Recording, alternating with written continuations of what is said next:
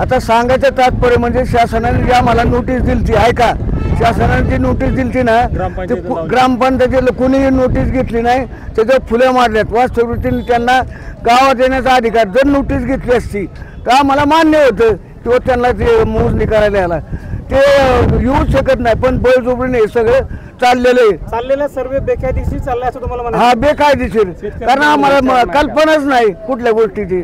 बेकायदेशीर आहे, कुणाला कळवलं आणि काय केलंय, सगळं बेकायदेशीर चाललंय आतापर्यंत, हाणामारी चालली, असं कुठं असतं का? हा, तुमच्या मुलांनी दगडफेक केली असं देखील पोलिसांकडून म्हणलं जातं? नाही, अहो ते काय म्हणतील।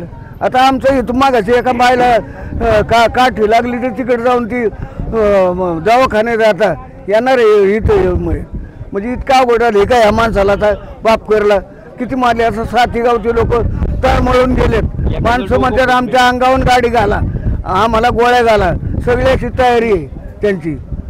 आमचे नेते मंडळी का असं अशा वेळेला कोणी येत नाही, आपल्याला सगळ्यांना तोंड द्यावं लागतं। आम्ही अर्धी भाकर खातोय, आमचं कमावतोय आमच्या पद्धतीने। आता मला असं म्हणायचं, म्हणतोय व्हायचं असलं तर मोरगावच्या बाजूला सगळे फार पुढे जायला आमचं काय म्हणा, आम्हाला द्यायचीच नाही, काय करायचं त्या पैशाला, इतके कुठे येतील तितके कुठे येतील, काही नाही त्याचा उपयोग झाला। खानवडीची आहे मी, आम्हाला एवढंच सरकारला सांगायचंय, जबरदस्तीने आमच्याकडून शेती घेऊ नका आणि शेतकऱ्यांच्या भावनांशी खेळायचा प्रयत्न करू नका। शेतकरी महिला शांत येतोपर्यंत शांत बसतील, ज्यावेळेस तुम्ही अंगावर येता त्यावेळेस शेतकरी महिला शिंगावर घेतल्याशिवाय राहणार नाही। आम्हाला हे विमानतळ नकोय, हे विमानतळ तुम्ही रद्द करा, एवढं सांगायचं। तुम्हाला शिवी दिली म्हटलं, कोणी शिवी दिली? पोलिसांनी शिवी दिली।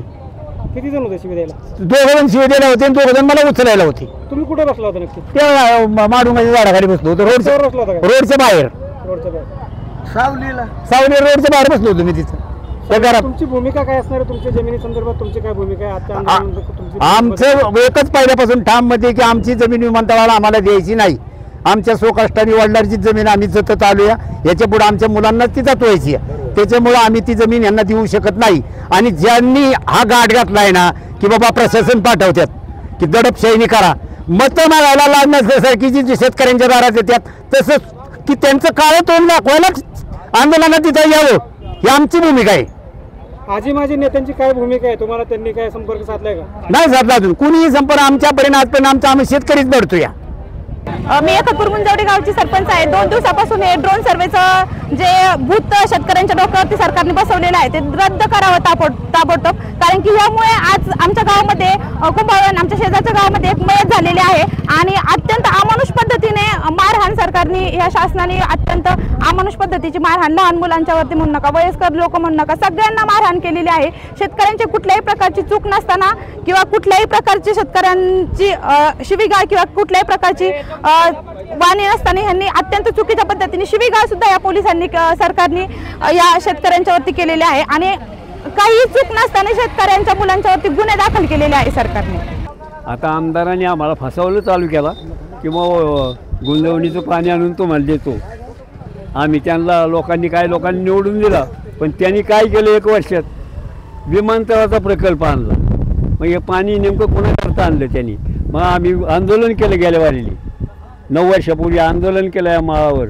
मग आंदोलन केलं, आम्हाला नको येते, त्यांना ते हे केलं आणि आम्हाला अटक वगैरे करून सासवडला नेलं, सासवडून चहा पाणी करून हाकलून दिलं आम्हाला तिथून परत। आणि परत नंतर आम्ही निवेदन, खासदारला मी स्वतः निवेदन दिलेलं आहे सुप्रियाताईंना, आणि सुप्रियाताईंनी पवार साहेबांची विचार करून आमदार माजी आमदार संजय जगताप हे दिल्लीला गेले, यांनी हे विमानतळ प्रस्थापित केलं होतं।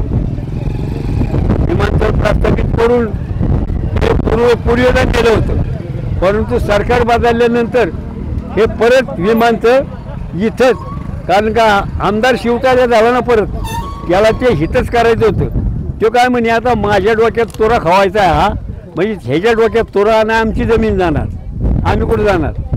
तर ह्या आता ते लोकांनी काय चूक केलेली आहे त्याच्याबद्दल नाही, पण आम्हाला काय करायचे की आम्ही सर्वसामान्य शेतकरी, हा शेतकरी जगाचा पोशिंदा हेच म्हणतात ना, झाडं लावा, अमकं करा, तमकं करा, विहिरी पाडा, यांनीच विहिरी दिल्या आणि आता बुजवायला निघाल्यात, तोडायला झाडं निघाल्यात। महात्मा ज्योतिराव फुल्याचं गाव इथं, जगाला त्यांनी हे केलं का नाही मार्गदर्शन? हा, आणि मग तुम्ही असं तुम्ही ह्या शासना इतकं क्रूर मी स्पष्ट सांगतोय भाजप सरकार क्रूर आहे क्रूर. शेतकऱ्याच्या कामगारांच्या सगळ्याच्या जोर उठलेलं आहे. तर ह्या शेतकऱ्या आम्ही हकलणारच याला आता हकलणारच. हा तर आमदारांनी तेव्हा पाहिजे ना समजून. हा आमदारांनी तेव्हा सांगायला पाहिजे किंवा माझी विनंती आहे तुम्हाला करू द्या आम्हाला म्हणून. मग त्याचं आम्ही बघतो काय करायचं.